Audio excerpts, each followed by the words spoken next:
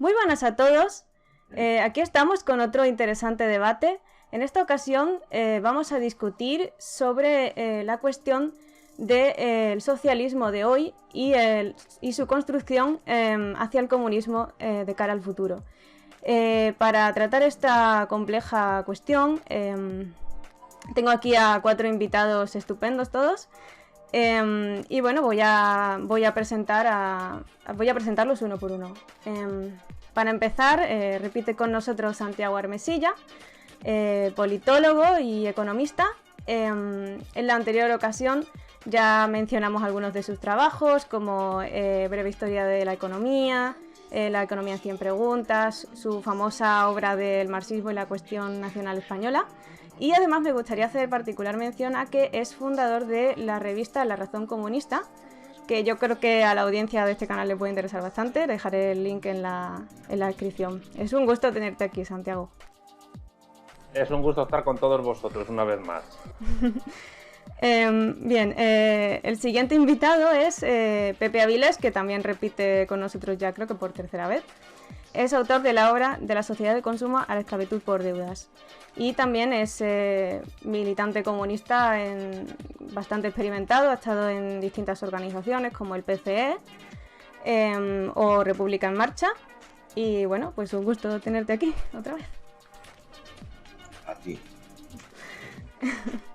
Y bueno, ahora pasamos a presentar a los nuevos invitados, que por un lado son Marcos Palomo, secretario general del Partido de los Trabajadores de España. Es un gusto tenerte aquí.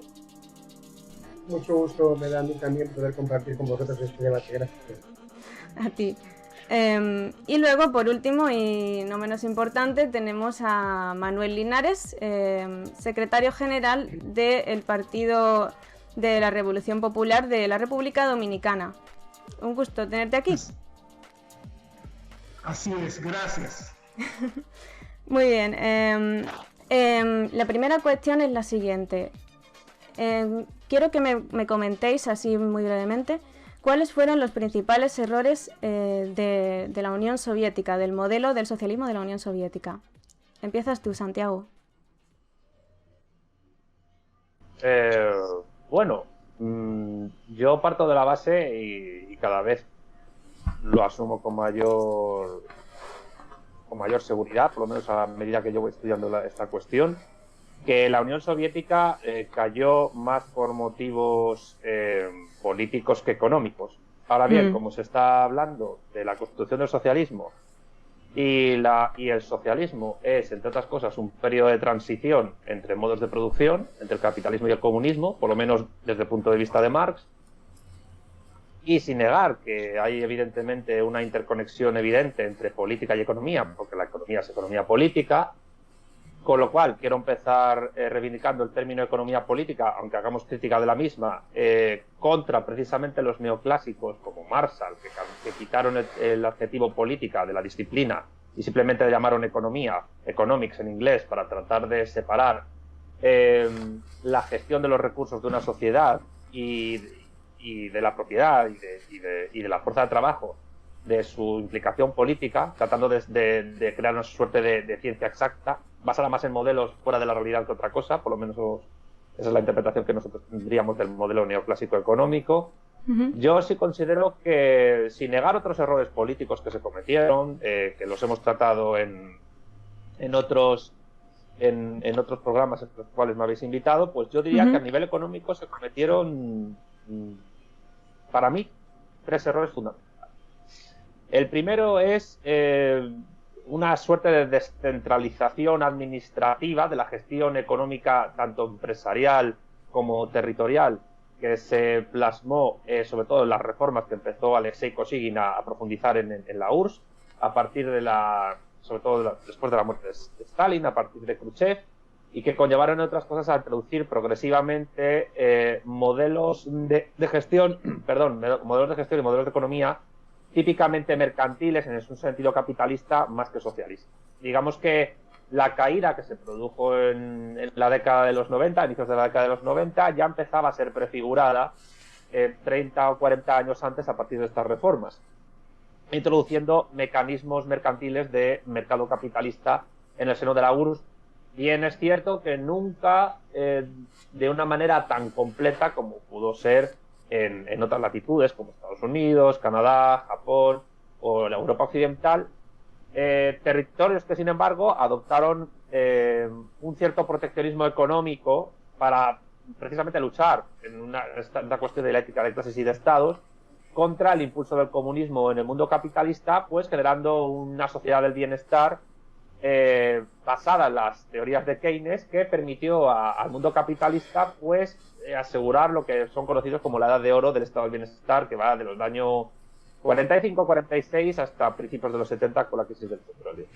Yo creo que el primer error fue precisamente ese, el empezar a introducir mecanismos mercantiles, mecanismos descentralizados de atomización de producción de información mercantil, que es básicamente lo que defienden los neoclásicos y la escuela austríaca, en vez de desarrollar métodos tecnológicos, incluso informáticos, que ya en esa época se conocían, pues siguiendo a Kantorovich o a Oscar Lange, aunque Lange partía de una mezcla rara entre marxismo y equilibrio general neoclásico, que hubieran permitido a la Unión Soviética, yo creo que adquirir o conocer la información que producían los agentes comerciales en el campo económico de su país, sin necesidad de recurrir al supuesto orden espontáneo que neoclásicos austríacos defienden, que es el que produce la información en el mercado. Ese fue el primer error. El segundo error, yo creo que tiene que ver con un exceso de celo en la productividad industrial, cosa que está muy bien, cosa que es muy positiva para cualquier sociedad, sea capitalista o socialista. De hecho, la Unión Soviética nunca, jamás paró de crecer económicamente en toda su historia, hasta los años 90, y ya en época muy tardía con Putin, es decir, casi 25 años después de la caída de la URSS, Rusia, por lo menos Rusia, no voy a hablar de Asia Central o de las repúblicas del Cáucaso, etcétera, donde la crisis económica causada por la devastación que produjo la caída de la URSS fue mucho más evidente. A Rusia, tanto que heredera de la URSS principal, le costó casi un cuarto de siglo volver a recuperar los niveles de crecimiento económico que tuvo a finales de los 80, principios de los 90.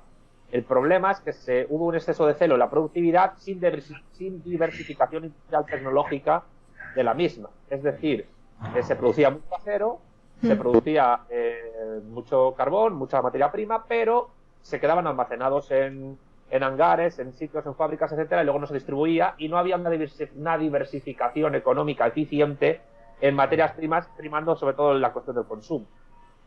Porque asociado a la cuestión de Kosygin que dije antes, la Unión Soviética no tuvo capacidad de recabar la información necesaria para poder conocer de primera mano tanto lo que productores, distribuidores como consumidores hacían en el mercado. Y había ya mecanismos tecnológicos de informática en los años 70, incluso antes, para poder hacerlo. De hecho, Kantorovich mismamente, que es el único premio Nobel de Economía que ha tenido la Unión Soviética, fue el pionero en el campo civil de la programación lineal, que es una de las ramas de la investigación operativa. Y la investigación operativa hubiera sido, bien usada, un arma muy potente para poder construir el socialismo. Con lo cual, una alta productividad, pero una deficiente y asignación de recursos óptima de cara al consumo, sobre todo, y de cara a una pluralidad tecnológica mucho más que compitiera precisamente con el mundo capitalista, que a partir de los años 70 yo creo que superó a la URSS en muchas cosas. No en todas, pero sí. Y en tercer lugar, yo creo, y esto es un tema poco tratado, y con esto termino, que la URSS cometió un fallo que tiene que ver con la no aplicación real de la ley del valor de Marx a la cuestión de los precios. Y hubo un momento en que la administración soviética adjudicaba los precios de los bienes y servicios ad hoc, de manera, digamos, no voy a decir aleatoria, pero sí muchas veces sin ningún tipo de tenida en cuenta de lo que era la producción del coste de la sustancia del valor que llamó Marx, es decir, el precio de producción, coste de producción más la ganancia media de los productores, y tampoco tenía en cuenta la demanda en base al efecto precio, que es la base de la demanda objetiva, que nada tiene que ver con la utilidad marginal de neoclásicos y austríacos, es decir, suma del efecto sustitución más suma del efecto renta, cambios en el coste de producción sin cambios en el poder adquisitivo de los consumidores en el caso del efecto sustitución, y el efecto renta es justo al revés. Y esos problemas técnicos, tecnológicos si se quiere, más los errores políticos que se cometieron y una evidente desmarxistización que yo creo que se empezó a producir en el PQS de manera paulatina, precisamente a partir de estas reformas o a partir de las no reformas económicas técnicas que se hicieron, que posibilitaron sujetos como Yeltsin o Gorbachev, hicieran que la URSS cayó. Eso no obsta para reconocer que el desarrollo de las fuerzas productivas que realizó la Unión Soviética en su historia, incluso después de Stalin, pero evidentemente particularmente el periodo de máximo esplendor fue de 1924 a 1953 y Khrushchev vivió de las rentas de aquello y la carrera espacial es prueba de ello, fueron un total éxito y posibilitó a su vez por la propia dialéctica de Estado en el desarrollo de las fuerzas productivas del mundo capitalista. Entonces yo creo que y si quieres, ya termino con esto como reflexión final para que Julio lo pueda tener en cuenta. De cara al futuro, la construcción de cualquier tipo de socialismo tiene que tener en cuenta las características técnico-tecnológicas que el desarrollo de las fuerzas productivas, incluso capitalistas, permiten realizar para a partir de ellas construir el socialismo. Y yo creo que el problema de la Unión Soviética es que en un momento dado se quedó rezagada en esa competición tecnológico-industrial con el mundo capitalista, aunque ella fue un elemento fundamental para impulsarla en un momento determinado de la historia. Así que yo creo que lo más importante de cara al futuro es aprender de esos errores que se cometieron, que fueron tremendamente a la larga perjudiciales. Claro, muy bien. Avilés, es tu turno.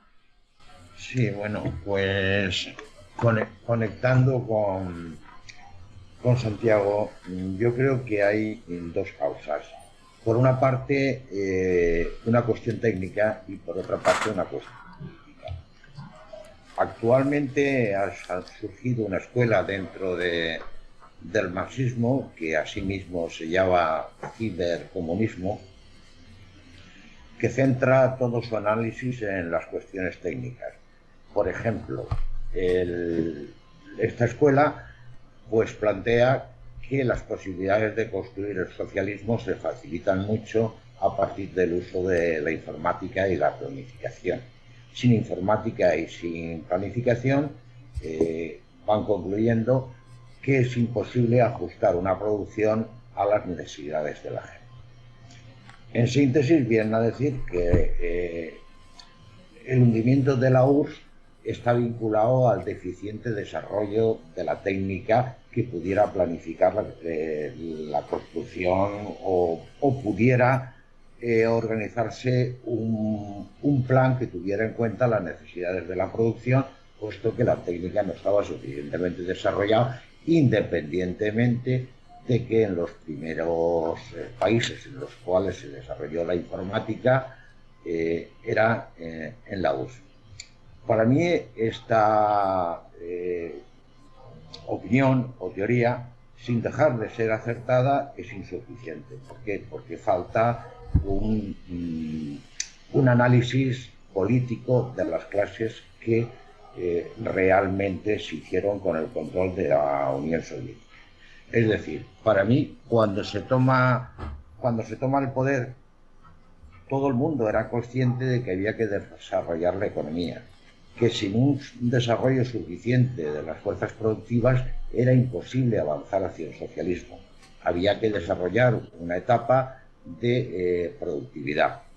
Ahora bien, el desarrollo de las fuerzas productivas en aquellos momentos, en torno a 1930 o hasta incluso antes, pues no se conocía otro sistema nada más que copiar el sistema fordista-taylorista, que además eso es lo que, con toda la buena intención del mundo, pues se aplicó en los tiempos de Stalin. Pero eso también presuponía la organización de los procesos de trabajo de forma jerárquica, independientemente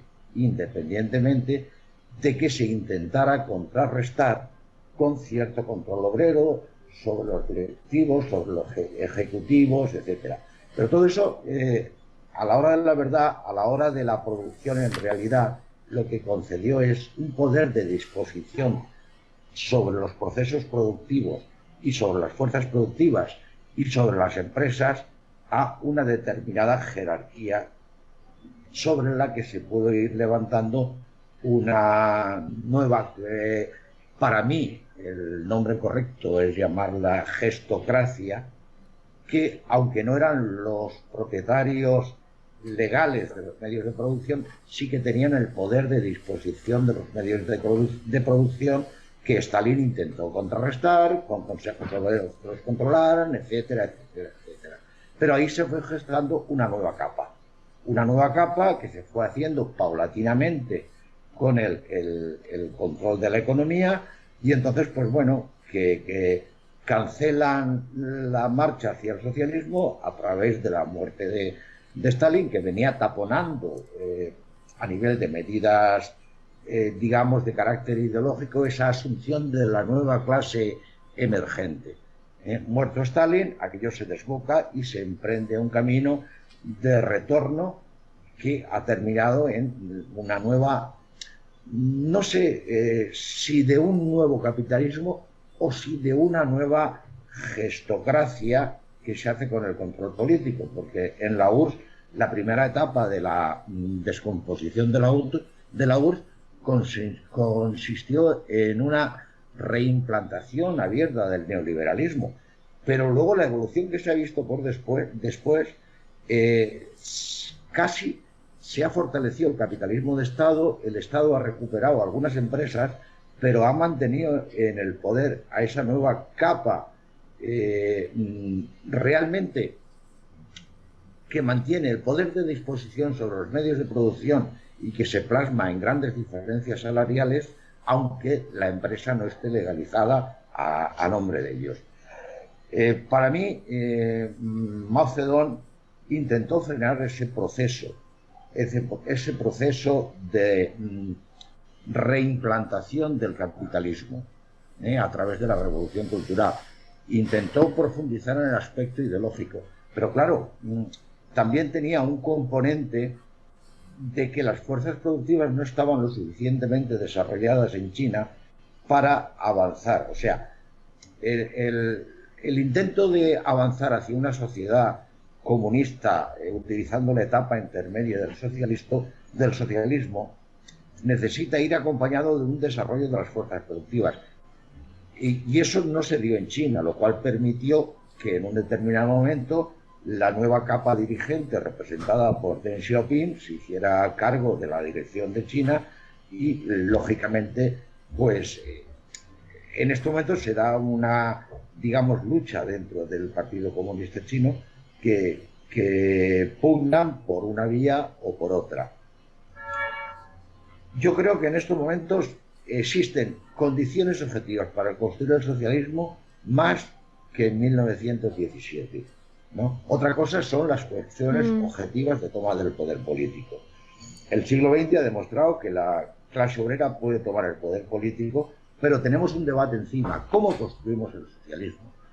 Yo creo que las teorías que aportan los partidarios de lo que llaman cibercomunismo son interesantes, pero son incompletas en la medida de que, aparte del factor técnico que ellos analizan perfectamente como causa fundamental, aunque para mí no es fundamental, de la reimplantación del capitalismo en la Unión Soviética, hay que acompañarlos con un análisis de la clase social que domina.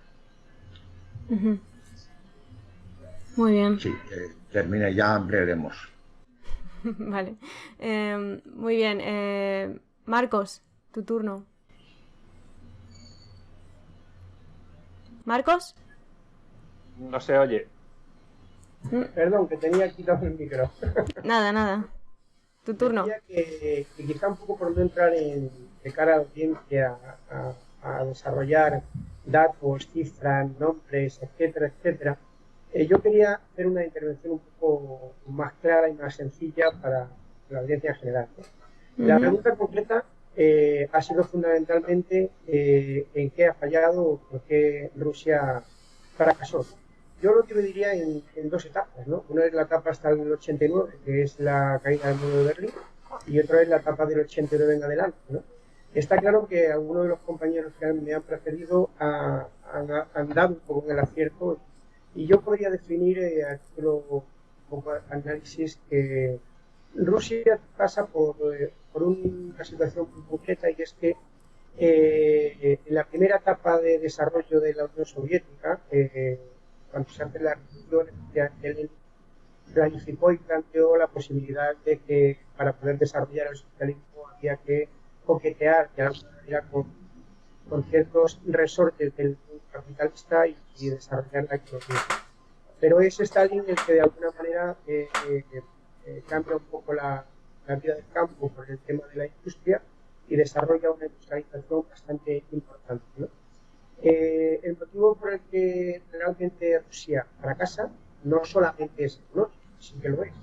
Estoy de acuerdo con la Ventosa en el sentido de que se produce una descentralización económica a todos los niveles, pero no hay que olvidar que en 1991 se produce también una descentralización política. Eso hace que determinados estados de Rusia avancen hacia lo que es la creación de los estados, ¿no? La economía rusa efectivamente se desarrolla Stalin con un gigante y se plantea. Marcos, no se te escucha bien. ¿No se me escucha bien? Al principio sí, pero ahora se te está cortando. Vale, pues pasamos a Manuel y luego a ver si puedes intervenir tú. ¿Manuel? Sí, muy bien. Buenas. Es tu turno. Me siento muy ilustrado con las magníficas intervenciones de los colegas, compañeros, camaradas que me han antecedido en el uso de la palabra. Yo quiero enfatizar en el elemento político e ideológico, no en la parte del desarrollo de la tecnología, el desarrollo de las fuerzas productivas, que correctamente los colegas que me antecedieron abordaron. En verdad, pienso yo que hay un elemento cardinal que puede servir de explicación de por qué se interrumpió el proceso de edificación del socialismo en Rusia.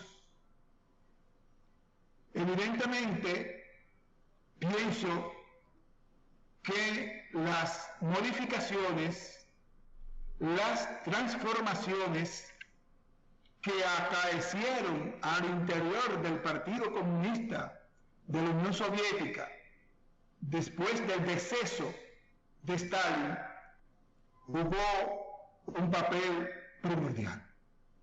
¿Por qué?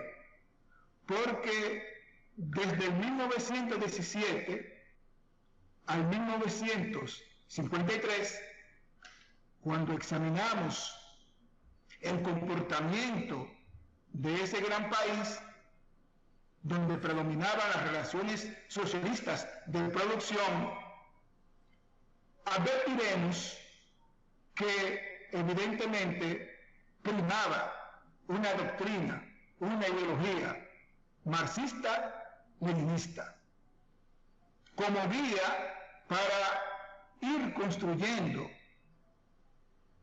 las relaciones socialistas de producción e ir derribando el modo capitalista de producción, que es un proceso no breve, no sucinto, no corto, sino de largo alcance.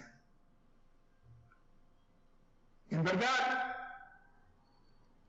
del 17 al 53 pudimos constatar que el Estado soviético estaba enfilado a edificar la sociedad socialista en medio de pugnas y controversias con las fracciones internas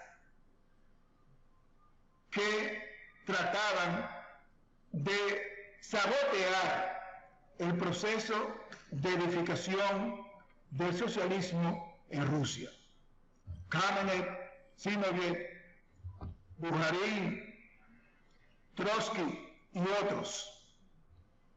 Afortunadamente, la sabia orientación de Vladimir Ilich Lenin hasta el 24 pudo sortear los escollos, los obstáculos e incluso las agresiones de países imperialistas, como ocurrió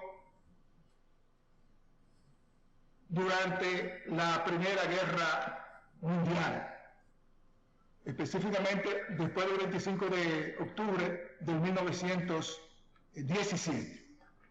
Ahora, ¿qué es lo que ocurre? Lo que debe estar al mando del proceso de edificación es lo político e ideológico.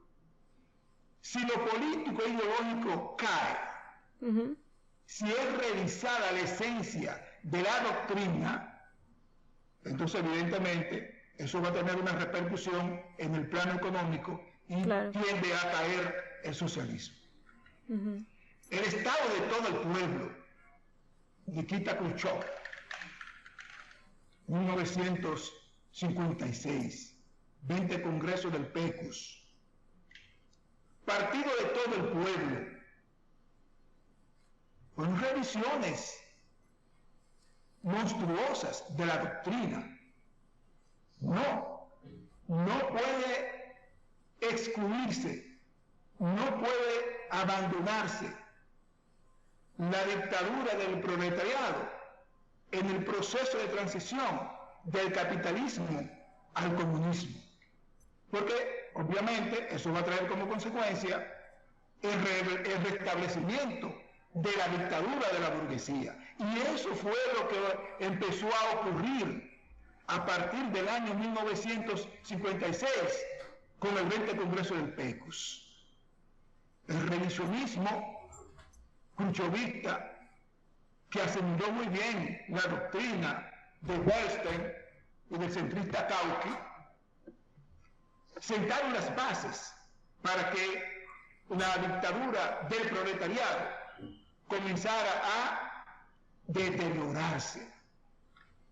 Entonces, evidentemente, si esa cohesión de la clase dirigente del proceso, que es el proletariado, comienza a declinar, evidentemente, entonces el proceso de construcción del socialismo va a tender a caer.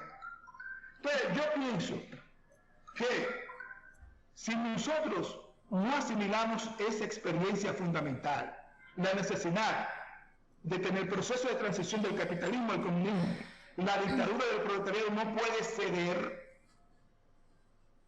entonces va a persistir prácticamente la desaparición del campo socialista, porque con la caída de la URSS y a partir de 1976, la caída de China socialista, de hecho, el campo socialista hoy en día, actualmente, no existe.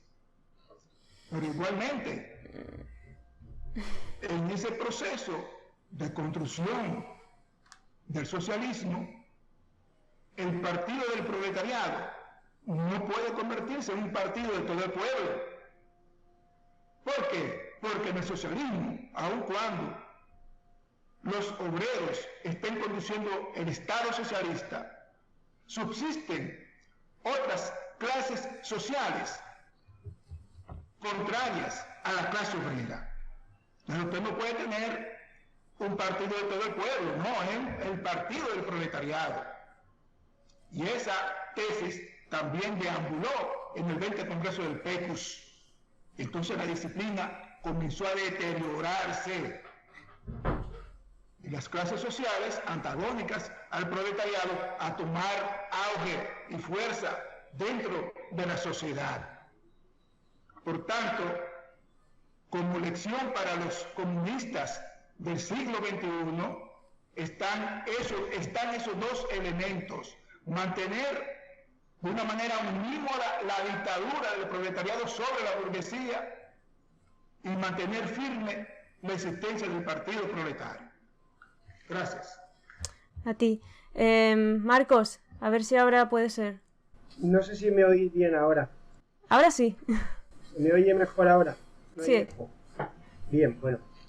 Qué duda cabe con la intervención de los tres compañeros que me han precedido, pues hay cantidad de argumentos que obviamente ya se han manifestado y no voy a repetirme en el tema.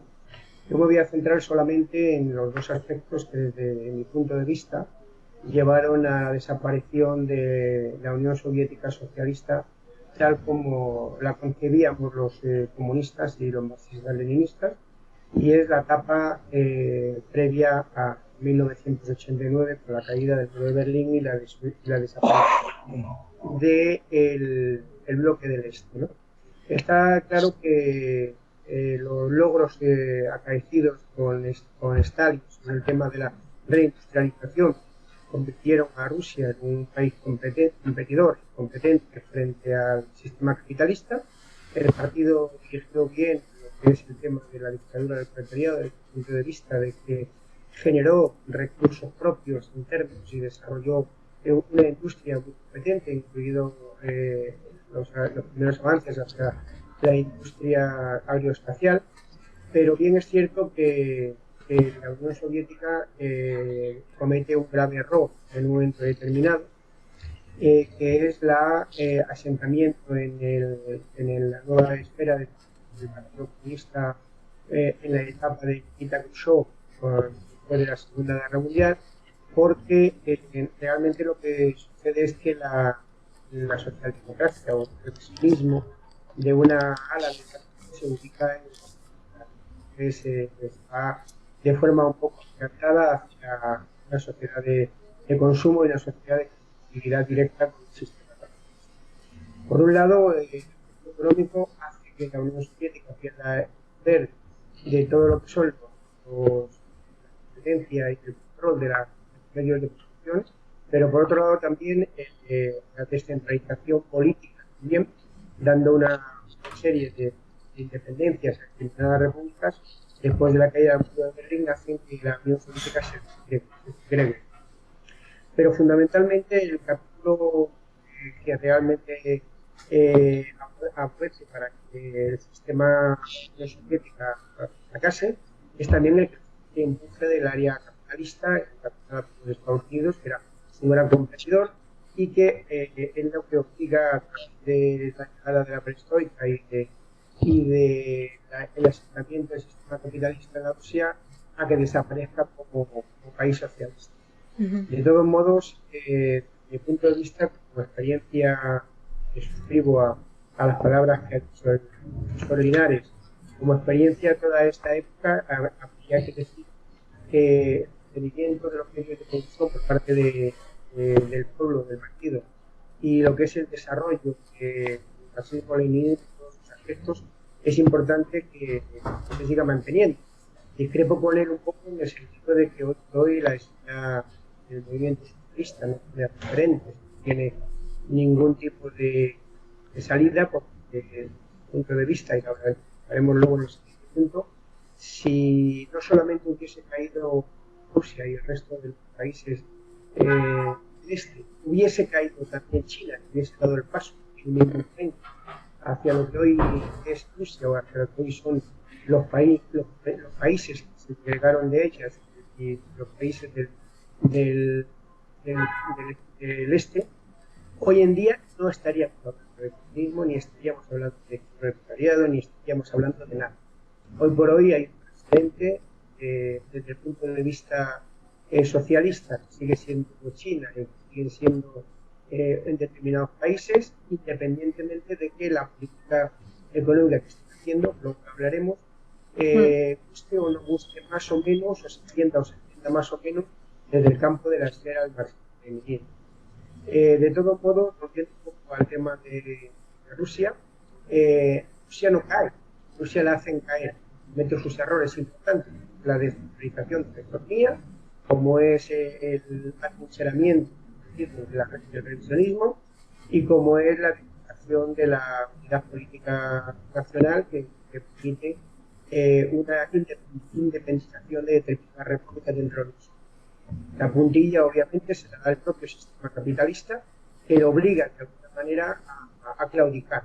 Pero si solo Rusia no cae, caen los errores que cometen, luego el bando capitalista, de alguna manera, le hace caer.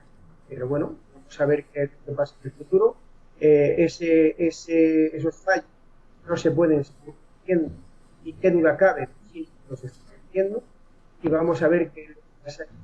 Desde luego, en el alegato de Ada Linares, de que la experiencia que tiene que escribir, que hoy por hoy poco sentido hay de seguir charlando, hablando, analizando y lamentando el pasado, porque la idea está en ver lo que se puede hacer, ver cómo se puede avanzar desde el punto de vista socialista, desde el punto de vista del mundo.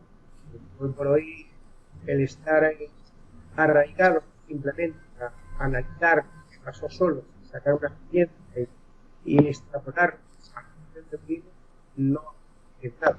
Si no conseguimos transformar la sociedad desde el punto de vista de que es mira, poco debemos tener una teoría muy fuerte, sino Marcos, no se te oye ahora. ¿Otra vez? Pues lo siento mucho.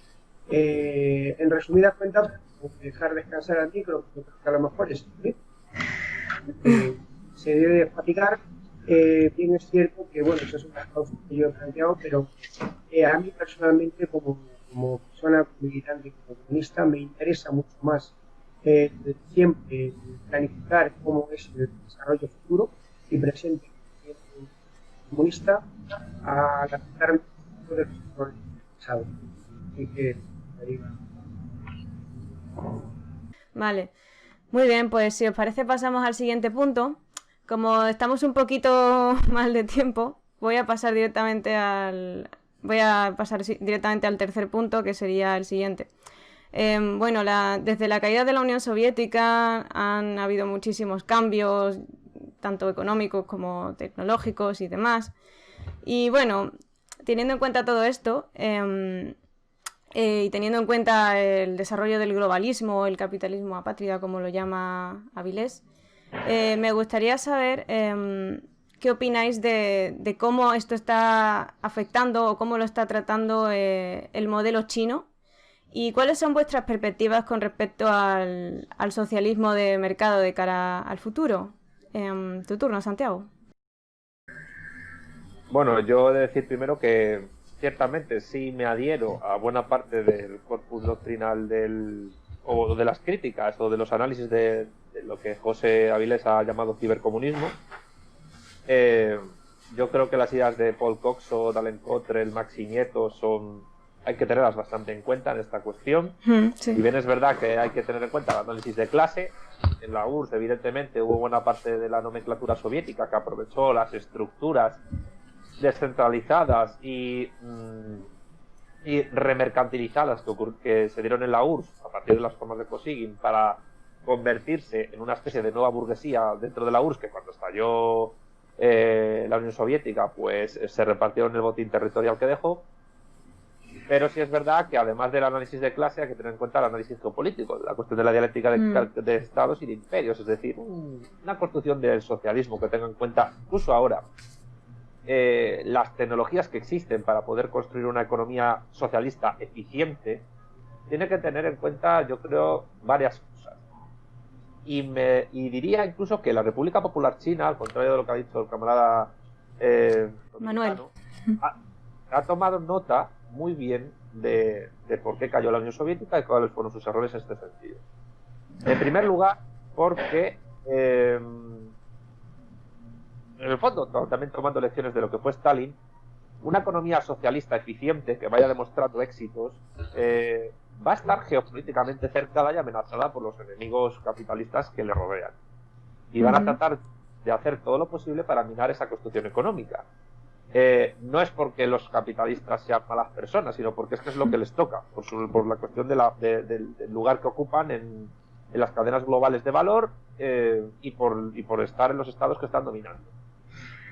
Con lo cual, una economía socialista, si quiere ser efectiva, además de realizar una asignación eficiente de recursos y de construir un eficiente mecanismo tecnológico de recopilación de la información que producen los agentes comerciales, y China ha optado por lo que han llamado socialismo con características chinas o socialismo de mercado, aunque el socialismo de mercado realmente, ¿qué es? El socialismo de mercado, a mi juicio, en China no sería más que una suerte de NEP leninista, una nueva política económica leninista, ampliada en el tiempo, más allá de unos años de posguerra, en tanto que esa primerísima fase de socialista, de socialismo, que el propio Marx en la crítica del programa de Gotha la ejemplifica como una fase donde todavía muchos rasgos capitalistas se mantienen, es decir, una suerte de capitalismo de Estado con cooperativas, que en muchos casos fue el tipo de economía que en muchos países dominados por partidos comunistas tuvo y nunca pasó de ahí, con excepciones evidentemente. Pues, como digo, esa economía socialista en construcción, si no supera, no ya digo igualar, si no supera en desarrollo de las fuerzas productivas a las principales potencias capitalistas, es muy probable que caiga. Y para poder hacerlo, además de una asignación eficiente de recursos, una construcción eficiente de mecanismos de recopilación de información de los agentes económicos y una buena base doctrinal, ideológica en el partido, en las masas, un buen ejército y un buen poder geopolítico asentado, cosa que, por ejemplo, la Unión Soviética trató de hacer con el Comecon, el Pacto de Varsovia y el armamento nuclear que tuvo la URSS, y China, que está haciendo viniendo de una posición incluso más atrasada que la que tuvo la Rusia con la que se montaron los bolcheviques,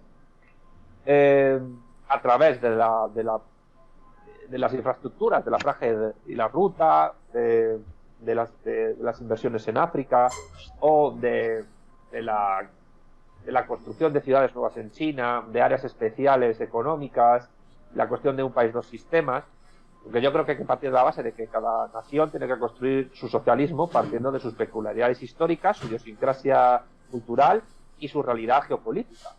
Y creo que no me parece acertado pensar que el único modelo socialista que se puede defender es el que tuvo la URSS de Stalin o la Albania de Hoxha. Yo creo que cada país tiene su propio camino y China ha escogido el suyo. Pues como digo, sin un eficiente desarrollo de las fuerzas productivas que iguale, no, que supere en muchas cosas a los países capitalistas principales, incluso en la recabación de información monetaria, financiera, etcétera, poco se puede hacer. China, ¿qué está haciendo? Se está aprovechando de las instituciones capitalistas transnacionales, el Fondo Monetario Internacional, el Banco Mundial, tiene su propia agenda de cooperación al desarrollo que nada tiene que ver con la OCDE, la forma en que ellos establecen la relación acreedor-deudor es muy diferente a la de la OCDE. Poco se puede hacer. Una ventaja que tiene China sobre la Unión Soviética del siglo XX, y repito, sin desmerecer lo que hizo la URSS, es que China sí ha llegado ya, desde hace décadas, a superar tecnológica y específicamente, en muchos casos, a grandes industrias de países capitalistas. Y lo ha hecho asumiendo muchísimos riesgos políticos, económicos y ideológicos, como Avilés ha señalado, ¿no? Esa lucha que hay dentro del partido, que yo creo que de momento está ganando la facción de construcción socialista, encabezada por Xi Jinping. Y mientras eso sea así y el control del partido y del ejército sea el que es, pues no habrá nada que temer.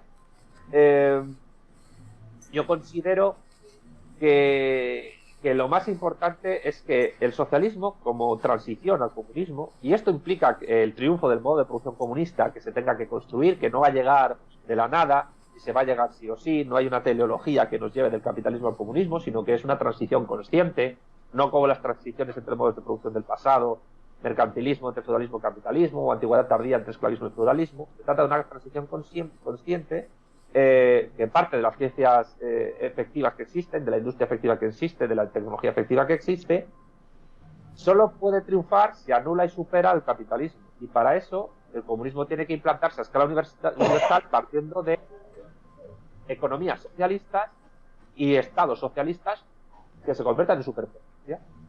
Yo creo que esa es la gran lección que nos deja la Unión Soviética y que nos deja China. Y evidentemente, para ser una superpotencia, tienes que superar a otras superpotencias que parten ideológicamente de políticas económicas y de economías aplicadas que nacen de otras escuelas distintas a la marxista. Y esa es una gran lección que hay que tener en cuenta.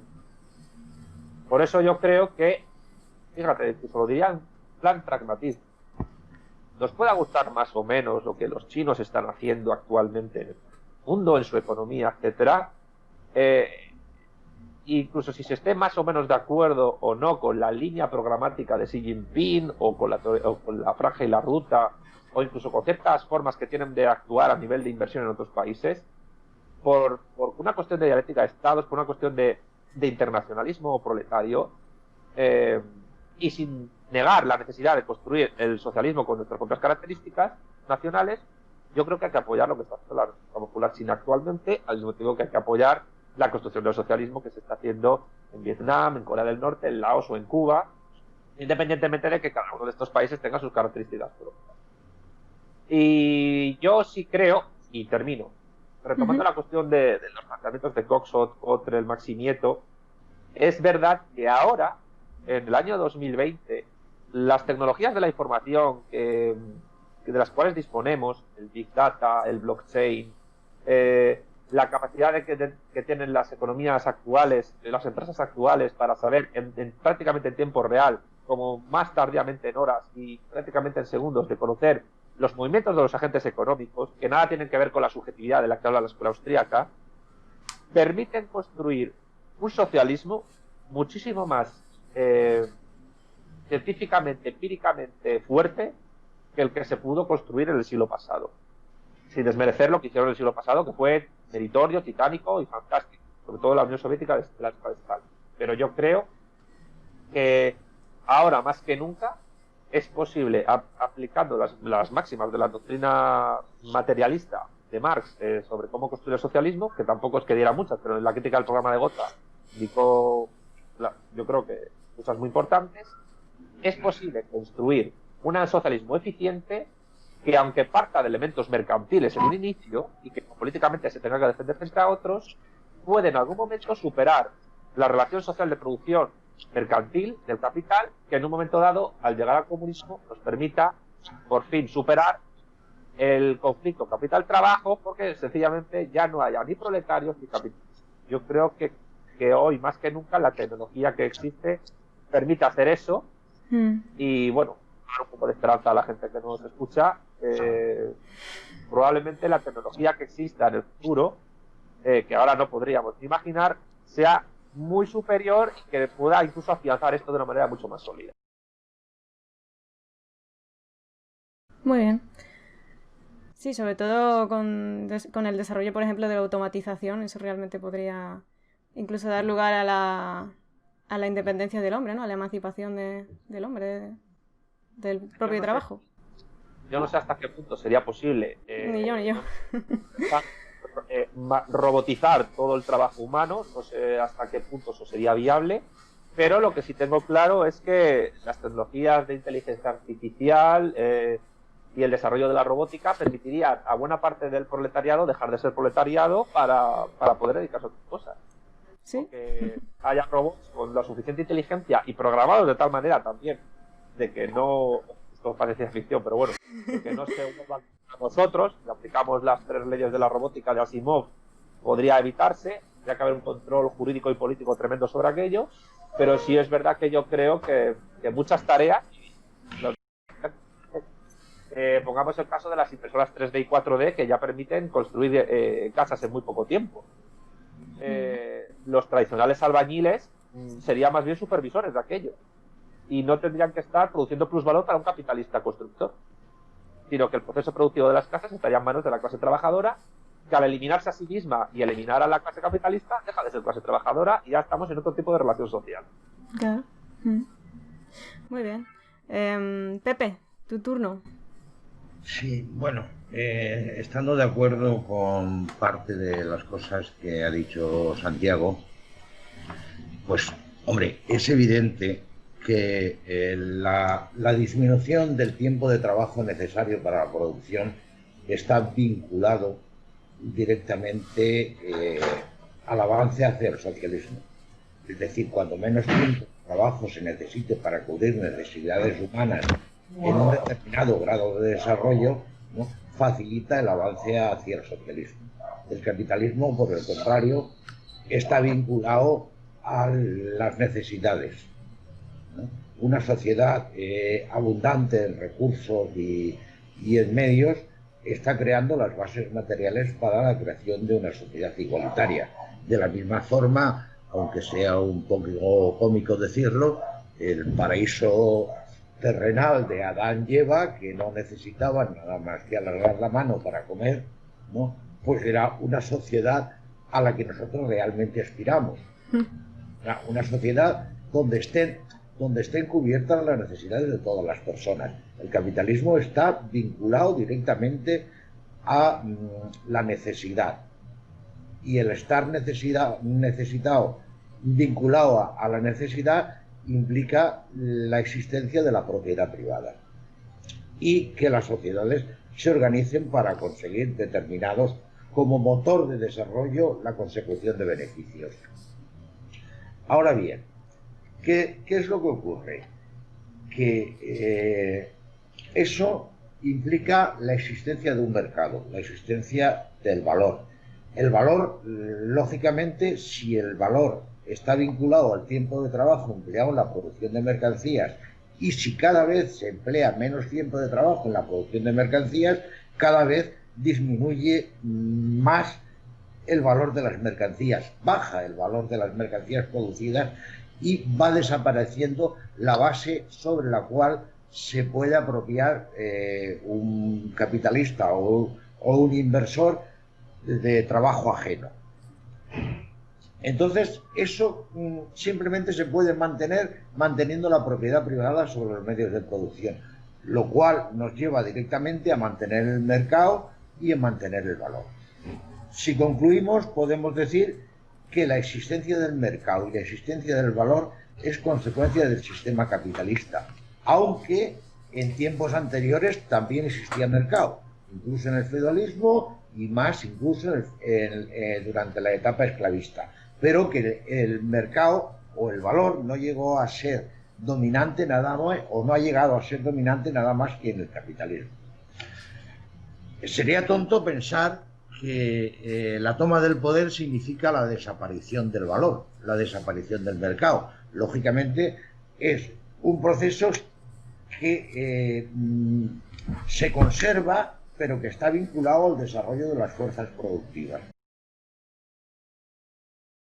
¿Qué es lo que eso nos lleva a decir con respecto a China? Antes yo he dicho que, bueno, pues que en China se intentó una especie de igualitarismo, evitando o planteando una batalla contra el revisionismo durante la Revolución Cultural, pero que con la irrupción de las teorías de Deng Xiaoping, pues se vuelve a reimplantar el mercado en China. ¿El mercado para qué? Para incentivar la producción, para crear una China desarrollada, etc. Mi pregunta ahora es la siguiente.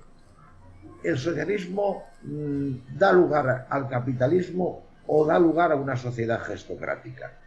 ¿Por qué? Porque Lenin definía las clases sociales como grandes grupos de personas determinadas por el lugar que ocupan en una producción social. Es decir, no estaba hablando de propiedad. Estaba hablando que esos grandes grupos de personas tenían ingresos diferentes en función del lugar que ocupaban en una producción social. O sea, es decir, se puede dar perfectamente una sociedad de clases donde no toda la propiedad pertenezca a un capitalista. O sea, que es lo que yo llamo gestocracia. Se puede crear una élite determinada que viva del trabajo de los demás sin necesidad de ser dueños de los medios de producción. Mi pregunta es, ¿el socialismo da lugar realmente hacia la desaparición del mercado, que es consecuencia del capitalismo, o forzosamente aparece una sociedad intermedia que es una sociedad gestocrática? No lo sé. Lo que sí que es evidente es que la revolución cultural puso encima de la mesa que el socialismo no elimina la lucha de clases, que dentro de una sociedad que se llama socialista persisten los enfrentamientos, persisten las clases, y que en estos momentos eso persiste en China. Yo, al contrario que Santiago, lo que opino es que dentro del Partido Comunista Chino, que no me cabe ninguna duda de que existen diferentes líneas, una línea proletaria, digamos, y una línea que enarbola el mercado y el capitalismo, etcétera, yo creo que en estos momentos predomina la línea gestocrática. No voy a decir abiertamente capitalista, pero sí gestocrática, ¿no? Por dos cosas. Primero, porque la NEP se impuso desde 1921 a 1930 y su objetivo tenía levantar la economía para dar lugar a un proceso de supresión de las diferencias de clases. Pero, coño, que en China llevamos 40 años de NEP y, al contrario que ha pasado en la Unión Soviética, las diferencias, independientemente de que China haya avanzado económicamente y hasta incluso que pueda haber superado a Estados Unidos, las diferencias de clase en China, aunque la gente haya aumentado su nivel de vida, no se han restringido, sino todo lo contrario, se han ampliado. Entonces, claro, ¿qué es lo que ocurre? Que a nivel global nos podemos situar perfectamente a favor de China. ¿Por qué? Porque es un muro de contención contra el capitalismo norteamericano, que es el enemigo principal, lo mismo que otros países, o más quizás por la importancia de China, ¿no? Pero eso no nos debe llevar a aplaudir todo lo que hace China, ¿no? Y sobre todo preguntarnos abiertamente si después de la toma del poder, implantado o proclamado que estamos en una etapa socialista, si eso automáticamente da lugar a un proceso de camino hacia el capitalismo, o si es capaz de engendrar una sociedad que yo no me atrevo a decir si es comunista o si es socialista. En todo caso, yo la determinaría gestocrática, que se está dando por esa separación o creación de nuevas clases que no tienen el poder legal de disposición sobre los medios de producción, pero sí que lo tienen, de hecho, sobre los medios de producción, y que eso genera grandes diferencias salariales. Y creo que la cuestión de China hay que tocarla así. China hoy es un referente, digamos, que puede contribuir al retroceso de Estados Unidos, ¿no? Puede ser que facilite la creación de un marco internacional que favorezca el avance de las revoluciones en el resto de países, ateniéndonos cada uno a las particularidades nacionales, pero no por eso hay que aplaudir a China en todo lo que hace, sino todo lo contrario, ponerlo entre comillas, a la vez que sacamos consecuencias y podemos analizar el camino de lo que hace China bajo el nombre del socialismo y el comunismo. Pero yo no creo en absoluto que la línea proletaria, por decirlo de alguna manera, esté imperando en estos momentos en China. Muy bien. Marcos. Partiendo de la base un poco de que los datos y las intervenciones de las dos camaradas que me preceden son en parte compartidas por la postura que yo defiendo, lo que a mí me gustaría fundamentalmente es marcar unos precedentes para analizar si realmente China se encuentra en una estrategia marxista o si realmente está poseída por el revisionismo dentro del país, ¿no? Dicho esto, habría que tener en cuenta un dato concreto, y es que el Partido Comunista Chino sigue afianzándose como un partido marxista-leninista en el objetivo de que siga construyendo el socialismo. A esta cuestión hay muchos comunistas escépticos que han cuestionado un poco la experiencia china, hablando de que China se encuentra en un momento de un capitalismo de Estado feroz. Yo creo que nada tiene que ver el capitalismo de Estado con la actitud que está planteando China en este momento. Porque, como decía el camarada Avilés, para que el movimiento se demuestre andando, China ha tenido que en un momento determinado planificar desde muy atrás, desde Deng Xiaoping, una estrategia para poder competir de tú a tú con el sistema capitalista. Si China se hubiese cerrado, o los países socialistas hubiesen cerrado solamente a la economía interior, estaríamos hablando de que el sistema capitalista ahora mismo no estaría siendo adelantado por las políticas socialistas, las políticas económicas de China. Y esto hay que tenerlo en cuenta, además, teniendo en cuenta que hay un obstáculo importantísimo de un país que tiene que sustentar a miles de millones de habitantes y que esos miles de millones de habitantes están dirigidos por un partido comunista. Si China en un momento determinado no hubiese querido seguir esta línea, lo habría tenido muy fácil. Habría hecho lo mismo que hizo la Unión Soviética. Habría desmantelado el partido comunista, habría traído la libertad de mercado y colorín colorado. El Estado chino sigue dirigido por el partido comunista y sucede que la mayor y la inmensa mayoría de las empresas, de la propiedad, de los bancos, de las estrategias, de las empresas innovadoras, de todo está en manos del Partido Comunista, que además planifica y establece los objetivos macroeconómicos importantísimos. Es decir, no se mueve una hoja en China sin que el Partido Comunista diga cómo y a qué lado hay que echar el aire. Sí es cierto, y es importante destacar que en China existen un conglomerado de situaciones burguesas. Es decir, existe la existencia de una burguesía que está incluida e incorporada al partido, inclusive el partido, que es una burguesía nacional, pero existe también una burguesía internacional que se ha aliado fundamentalmente con el capitalismo y que asientan sus bases en Macao, en Hong Kong y en Taiwán. Pero sí es cierto que la economía, la burguesía nacional ha aceptado el dominio y el control del Partido Comunista China para poder desarrollar su vida económica. ¿Por qué?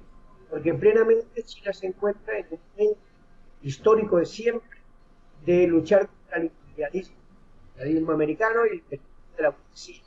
Por tanto, hay una alianza entre lo que es la burguesía interior, que está vinculada al país,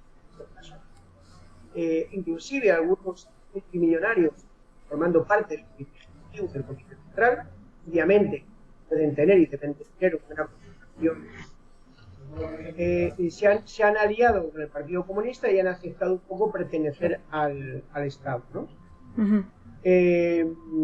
Es claro que esto genera unas contradicciones de intereses entre el empresariado y el campesinado, y así mismo con la burguesía. Pero no debemos olvidar lo que acabo de decir, que todo es cuestión de por un factor absolutamente nacional. Es decir, China ha luchado siempre contra el imperialismo y el deseo de la unidad nacional y de la liberalización ha superado todo lo impuesto y todos los enfrentamientos que ha tenido con la burguesía nacional. Efectivamente en China existe burguesía. Efectivamente en China existe una burguesía que ampara y lucha por llegar al sistema capitalista puro. Pero existe otra burguesía que cotiza, renta y declara todos sus beneficios al partido, que paga los impuestos al Estado y que cotizan al partido grandes sumas de sus beneficios, porque hay que tener en cuenta que para que China hubiese podido competir a nivel internacional, tenía que hablar el mismo lenguaje que el capitalismo. Si China no se apodera de los recursos que le daba el sistema capitalista, sería muy difícil que China pudiese hoy ser la primera potencia mundial desde el 1 de enero de este año. Si alguno no lo sabe, hoy las cifras ya ponen a China por delante de delante de Estados Unidos en muchos aspectos, ¿no?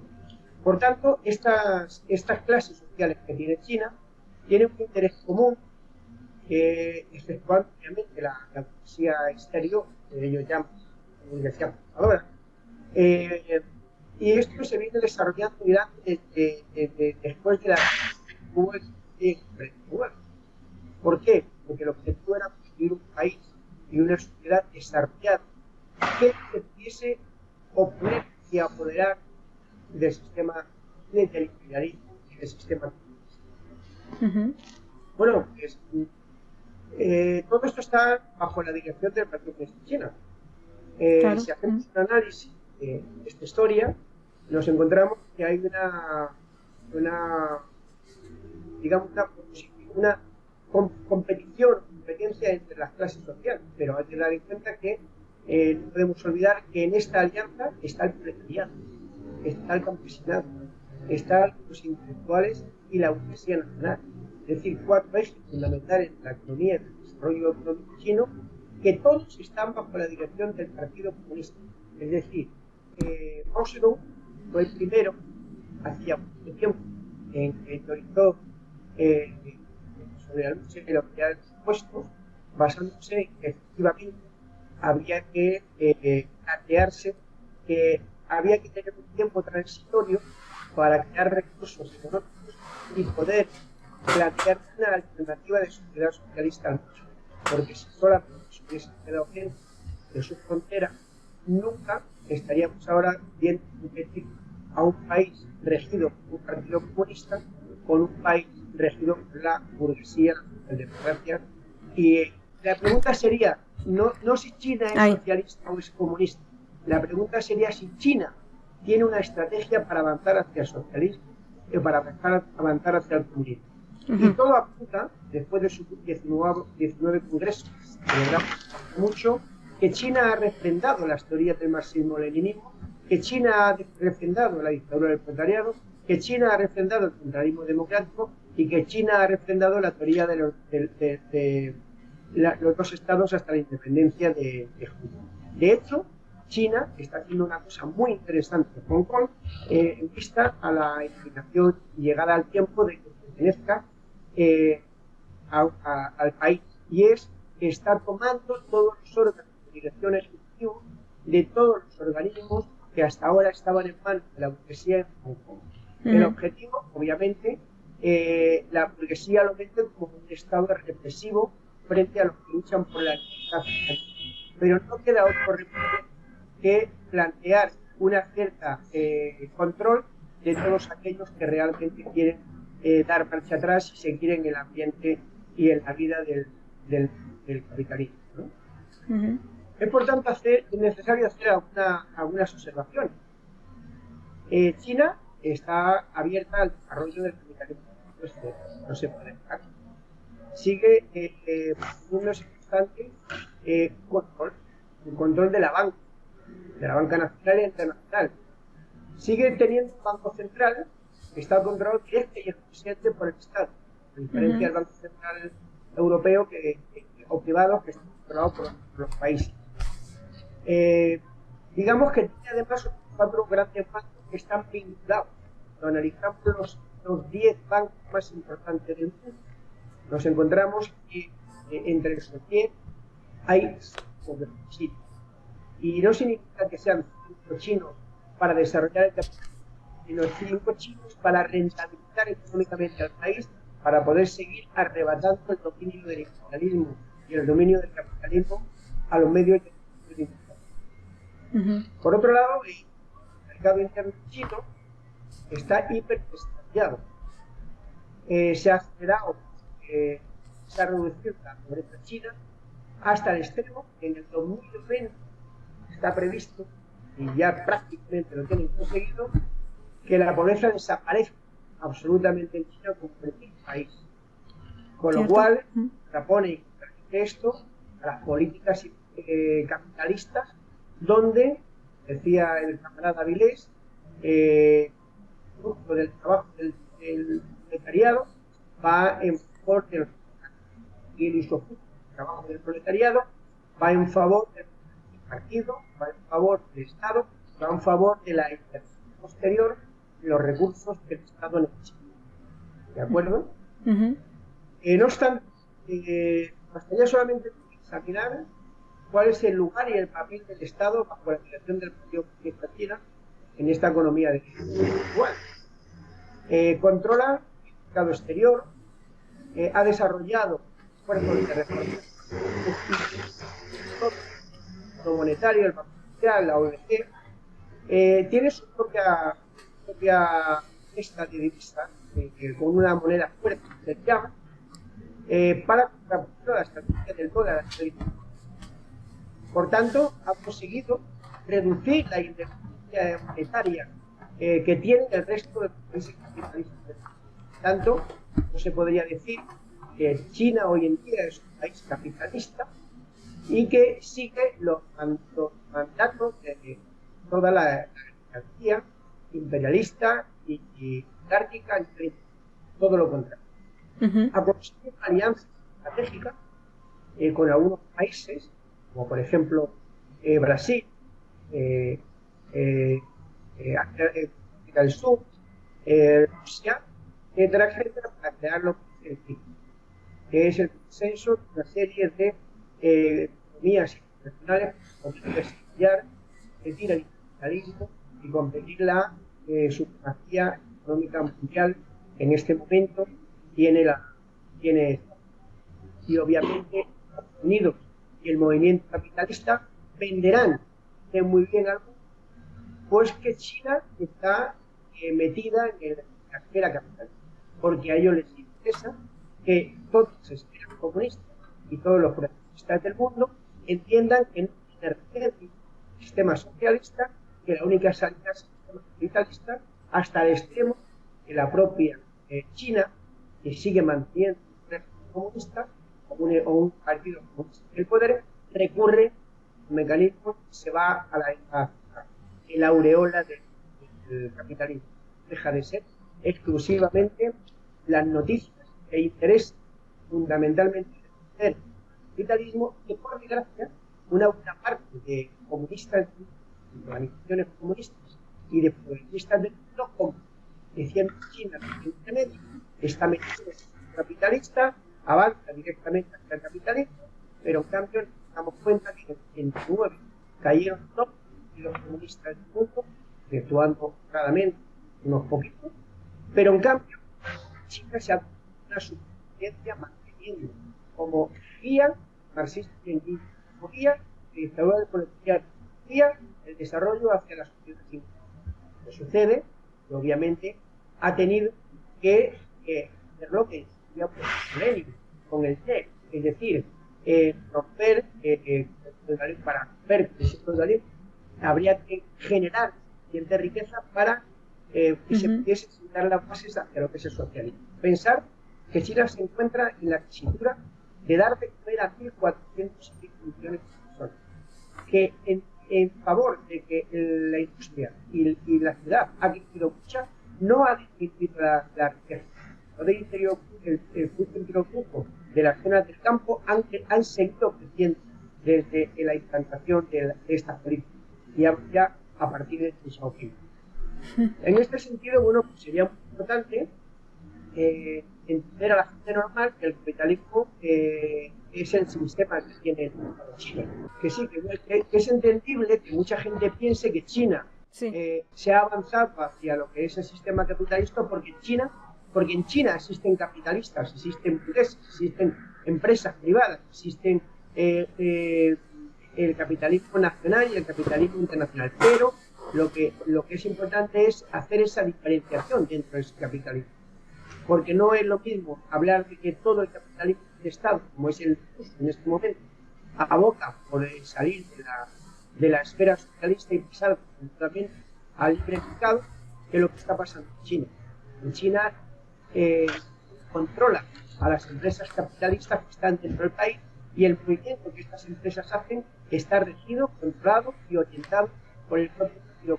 Entonces, ¿cómo se puede entender a nivel internacional que China esté ubicada en la esfera capitalista si el control lo ejerce el Estado, si la mayor parte de las empresas están en nombre del Estado, si el desarrollo y la inversión del Estado va en favor en favor de la clase trabajadora y del proletariado dentro de la burguesía? Bueno, digamos que le ha dado una liberalización obvia a este tipo de alianzas para poder avanzar hacia lo que ellos llaman socialismo. Y yo no tengo la más en el futuro, en un momento en que China toca el poder suficientemente importante e interesante a nivel mundial, China ya eliminando ese capitalismo nacional que obviamente limitará los recursos del capitalismo internacional. Desde el punto de vista, por tanto, para resumir y dar paso al camarada Linares. Simplemente decir que, como resumida cuenta, que desde el punto de vista teórico del marxismo-leninismo no se puede afirmar que China sea un Estado federal. Muy bien, gracias. Linares, por favor. Sí, cómo no. Gracias.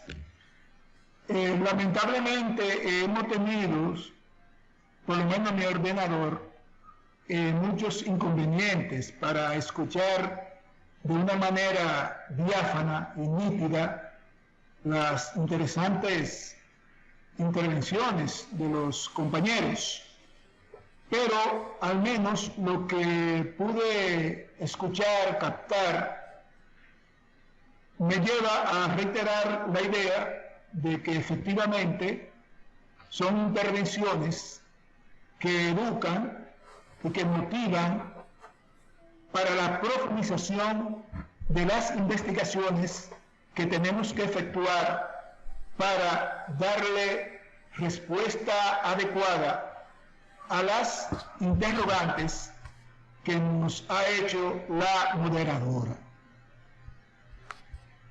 Tengo muchos puntos de contactos con las intervenciones sobre el caso chino que han hecho los colegas, pero también hay algunas disensiones, divergencias, contradicciones.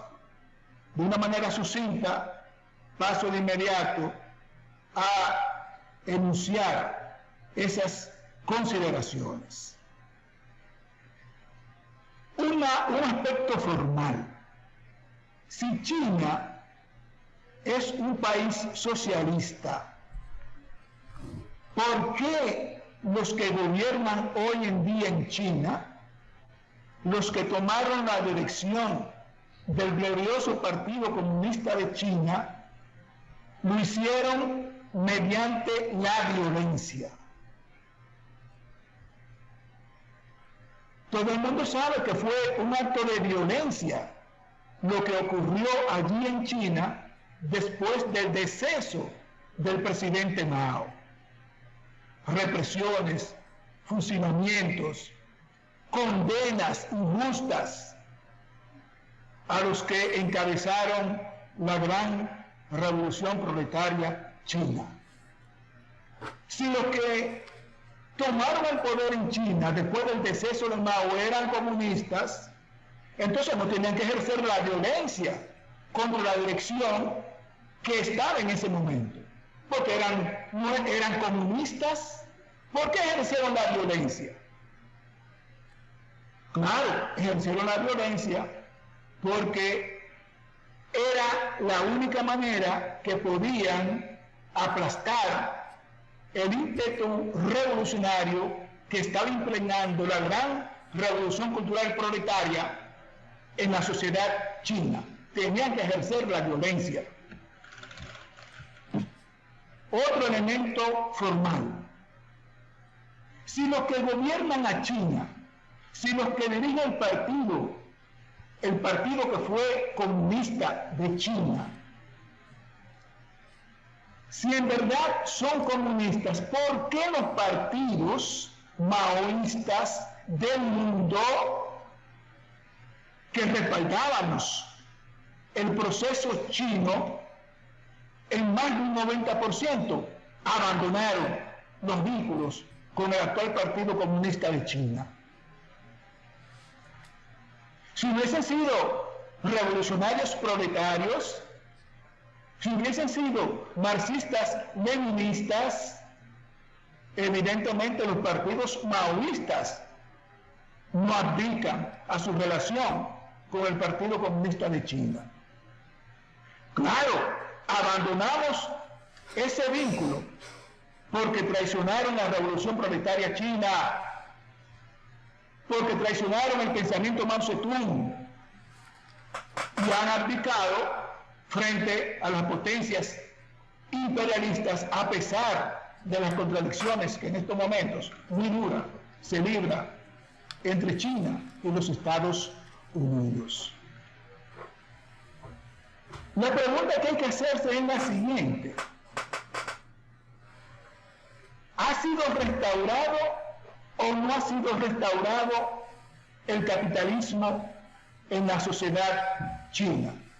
Evidentemente, el capitalismo fue restaurado, y en nuestra investigación que hemos enviado a múltiples decenas de partidos, de personas democráticas, revolucionarias, marxistas. Linares, discúlpame por cortarte, pero es que estamos muy mal de tiempo. ¿Puedes abreviar un poquito, por favor? No, está bien, lo podemos dejar ahí. Lo podemos dejar ahí. ¿Sí? Muy bien. Sí, lo podemos dejar ahí. Estupendo. La siguiente pregunta es esta. Teniendo en cuenta todo lo que habéis comentado sobre China y demás, me gustaría que hablaseis un poco de los países occidentales o de influencia occidental, entendiéndose por esto Europa y América, y de vuestras perspectivas con respecto al marxismo de cara al futuro dentro de estos partidos, ¿sí? O sea, perdón, de estos países. Si queréis ser más específicos con alguna esfera de influencia concreta, pues sois libres, porque bueno, esto ya es básicamente la conclusión, así que tenéis esa libertad. Santiago, tu turno. Bueno, sí, yo intentaré ser telegráfico porque, bueno, los tiempos no me permiten quedarme mucho más tiempo en la conversación. Lo sé. Una vez que hable tengo que cortar porque otras cosas, pues aquí son las 2:30 y hay que hacer la comida. No pasa nada. No quisiera dejar pasar que me adhiero a la exposición que ha hecho el compañero del PTE sobre la idiosincrasia y la situación de China actual a nivel geopolítico, a nivel de explicación de cómo funciona el partido. Lo suscribo todo al 100% y a pesar de los problemas de sonido, pues yo creo que, sinceramente, desde mi perspectiva es irrebatible la exposición que ha hecho sobre lo que ha hecho China prácticamente desde los años 70 hasta la actualidad. No considero que sea relevante si el proceso de llegada al poder de Deng Xiaoping ha sido violento o no, porque también fue violenta la revolución cultural y claro, tenemos la guerra civil china o la propia revolución desde la instalación de la república y el fin de la dinastía Qing. Entonces, si nos ponemos a valorar si un proceso histórico es violento o no y a negar su importancia o a no estar de acuerdo con él porque sea violento o no, y teniendo en cuenta que fue bastante menos violenta la llegada de Deng Xiaoping al poder que la del propio Mao, sí. Pues apague, vámonos, negamos toda la historia de la humanidad y nada. A ver, yo considero, aquí estamos hablando de la construcción del socialismo, pero ya la pregunta que estás haciendo es sobre la cuestión del marxismo en el mundo occidental, del mal llamado mundo occidental. Sí, bueno. El término occidental... América y Europa. Bueno, América, Europa... Es que, a ver, vamos a ver. Las bases culturales del mundo occidental, de lo que se llama mundo occidental, son la filosofía griega, el derecho romano y un planteamiento religioso judeocristiano. Y en mayor o menor grado, en mayor o menor medida, esa forma de concebir las cosas se ha extendido prácticamente en todo el globo. Entonces, hablar de civilización occidental, yo creo que ya no ha lugar, porque prácticamente hay una única civilización más o menos extendida en todo el planeta. El Islam bebe de Aristóteles y de Platón, tanto como el cristianismo. Y la República Popular China maneja términos políticos marxistas, leninistas, que nacen en ese mundo judeo-cristiano y greco-romano, con lo cual... Pero independientemente de eso, yo creo, y conectando esta cuestión con otras cosas que hemos hablado, yo creo que en buena medida el marxismo sigue gozando de buena salud. Estamos hablando de una doctrina y de un método de análisis de la realidad que tiene ya unos 160, 170 años de existencia. Ha dado lugar a dos grandes superpotencias mundiales. Ha sido la única doctrina que puesta en práctica ha puesto en un brete real al modo de producción capitalista y al liberalismo. Ninguna otra doctrina ha conseguido lo mismo, y eso que en el siglo XX e incluso en el XIX ha habido propuestas autodenominadas socialistas o no, que han tratado de poner en brete al capital y nunca lo han conseguido de la manera en que los marxistas lo han hecho. Y a pesar de ciertas derivas posmodernas o de ciertas derivas socialdemócratas definidas que ha habido, a nivel académico y a nivel político sigue gozando de buena salud, no está en absoluto en agonía, como dicen algunos, y la emergencia geopolítica, tecnológica, científica y económica de la República Popular China, que hay que recordar, es cierto, que es el país más poblado de la Tierra, pues es prueba de ello. Hoy día todavía en los institutos y desde el colegio y en las universidades a todos los alumnos chinos se les enseña marxismo, se les enseña materialismo histórico, se les enseña la filosofía de Marx, los planteamientos de Lenin, los planteamientos de los marxistas chinos. Y hay asignaturas en carreras que no tienen nada que ver sobre marxismo. Las obras completas de Marx, Engels, Lenin, Stalin, Mao, o las obras de Deng, o las del propio Xi Jinping, se venden en centros comerciales y en tiendas de toda China. Y se siguen traduciendo a varios idiomas. En absoluto hay que negar la implantación política del marxismo en el país más poblado de la Tierra, un país de una tradición cultural confuciana, en la cual el materialismo histórico se ha mezclado con esta tradición y con bastante éxito. En gran medida, el desarrollo del marxismo en el resto del planeta va a depender muy mucho del éxito chino. Y de ahí que yo creo que debamos apoyarlo, y teniendo en cuenta además que sí, que ha habido burgueses y gran burgueses que tienen el carnet del Partido Comunista Chino, que apoyan el proceso revolucionario frente a otros, de la misma manera en que hubo nobles y alto clero que apoyaron a la burguesía en el juramento de juego de pelota que inició la Revolución Francesa. Es decir, hay elementos de una clase dominante que en un momento dado se ponen del lado de la clase que se subleva contra esa otra dominación de clase. Es algo muy común en la historia. De hecho, el reciclaje histórico de buena parte de la nobleza, no hablemos del alto clero, pero hablemos de la nobleza, de la aristocracia histórica del antiguo régimen en el capitalismo, ha hecho que o bien los nobles se hayan tenido que convertir en burgueses, es decir, en empresarios, para dejar de vivir del parasitismo histórico que tuvieron en el antiguo régimen, o se tuvieron que proletarizar. Alejandro Cao de Venós mismamente, nuestro querido Cao de Venós, gran portavoz de Corea del Norte en el mal llamado mundo occidental, es de familia aristócrata, es de familia noble, y es un asalariado como el que más. En algún momento dado los burgueses chinos tendrán que desaburguesarse o ya se han desaburguesado o son otra cosa. Pero evidentemente, y hay que tener en cuenta también otra cosa, en el mundo capitalista, ya Engels vio estos fenómenos, pero es algo que se ha observado sobre todo a partir de los años 60, 70 y más después de la caída de la Unión Soviética, buena parte de los burgueses tradicionales ya no son más que meros rentistas, sobre todo las empresas por acciones, que dejan la gestión de la misma a grupos de gestión financiera, CEOs, asalariados, que simplemente se dedican a gestionar lo que esos burgueses tradicionales hacen. Con lo cual, ahora mismo, la inmensa mayoría de personas dedicadas a la gestión típicamente burguesa del capital son asalariados también, e incluso los propios burgueses tienen un salario, pero ya por una cuestión legal, por una cuestión de ley. Las relaciones de clase, en el capitalismo, aunque la esencia misma de la relación capital-trabajo, del conflicto capital-trabajo, se sigue manteniendo tal y como Marx lo estudió, ya en tiempos de Marx y Engels esas relaciones se han vuelto muchísimo más dinámicas y fluidas de lo que parece. Un burgués, un capitalista, puede trabajar en el sentido de gestionar su empresa, la gestión de la explotación laboral y de la extracción de plusvalor, puede estar más horas dedicándose al día a ello, o dedicándose o contratando gente para dedicarse a ello, que un obrero que esté trabajando por cuenta ajena en una jornada partida de trabajo temporal por una cuestión de tiempo, y sin embargo sigue habiendo explotación y sigue habiendo extracción de plusvalor. Yo creo que el método marxista, si ha demostrado su éxito, es porque ha sabido combinar de una manera exitosa, cuando no ha caído en cierto dogmatismo o en cierta concepción metafísico-religiosa de su propia esencia. Yo creo que por eso la analogía entre el jardín del Edén y el comunismo no creo que sea acertada, porque Marx nunca perfiló cómo podría ser el modo de producción comunista. Es imposible saber. cómo podría ser. Si ya para Marx era difícil imaginar el socialismo en la crítica del programa de Gotha, menos aún un modo de producción al que se llegaría después de una transición. Y hay que recordar que Marx decía en la crítica del programa de Gotha que solo se sabrán las características administrativas que el comunismo tendría y que heredaría de las sociedades políticas propiamente capitalistas cuando se llegue, es decir, de manera empírica.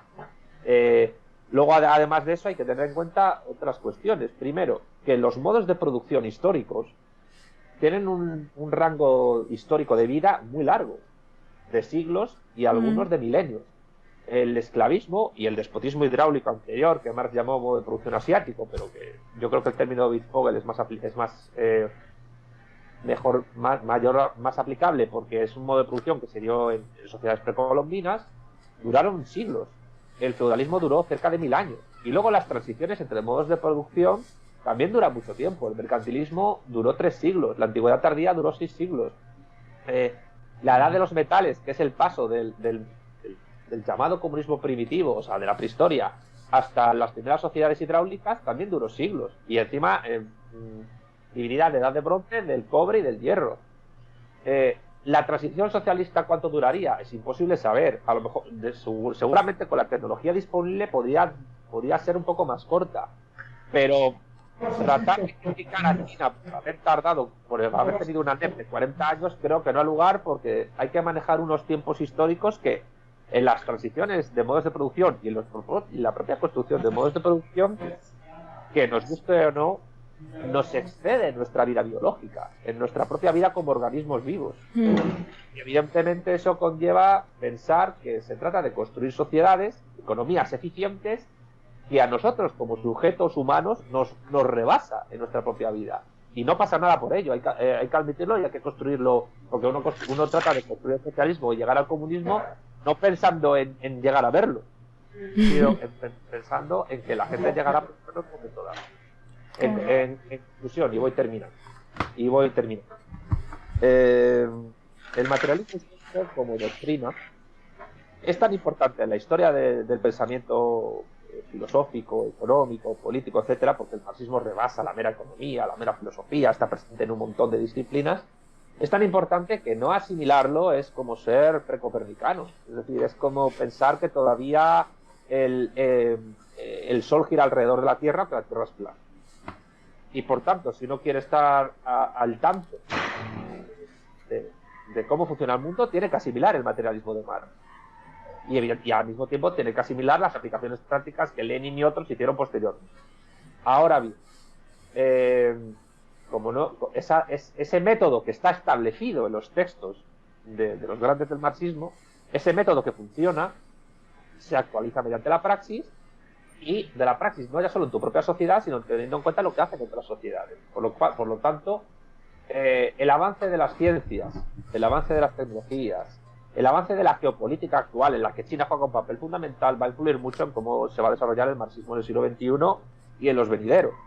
Y si queremos llevar a buen puerto esto, pues yo creo que lo que menos hay que hacer es caer en concepciones metafísicas, éticas, morales o históricas del marxismo que nos llevarían a una suerte de pseudocristianismo supuestamente ateo, que piense que la revolución es una suerte de apocalipsis y el comunismo es una suerte de reino de Dios en la tierra que llega después del juicio final.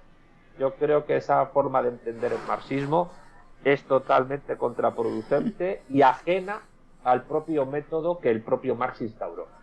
Y una vez dicho esto, y habiendo refrendado la exposición que se ha hecho sobre China por parte del compañero del PTE, y después de todo lo que yo he dicho sobre la cuestión de la tecnología, la asignación eficiente de recursos y la recabación de información, tengo que despedirme porque tengo que irme a comer. Sí, no pasa nada. Espero que haya sido fructífera la charla, para mí lo ha sido, y sí. quedo a disposición de todos vosotros para cualquier otra cosa que queráis hacer conmigo. Así que muchísimas gracias por escucharme y, a ti. Y con Dios. Muy bien, adiós. Avilés. Sí, bueno, vamos a ver. El tema era ver las cuestiones de la situación en Europa. Europa y América, sí. Europa y América. Entonces,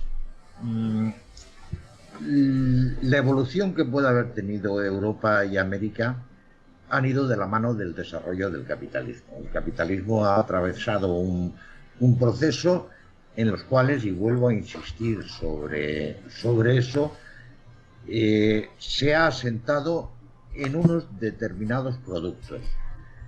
Por ejemplo, la primera etapa, si nos vamos al siglo XIX, la primera etapa del capitalismo se basó fundamentalmente en el desarrollo del ferrocarril. Después, el desarrollo del capitalismo se asentó en la cuestión de la electricidad y otro tipo de productos. Hasta el punto de que Lenin decía, el socialismo es el poder de los soviets más electrificación.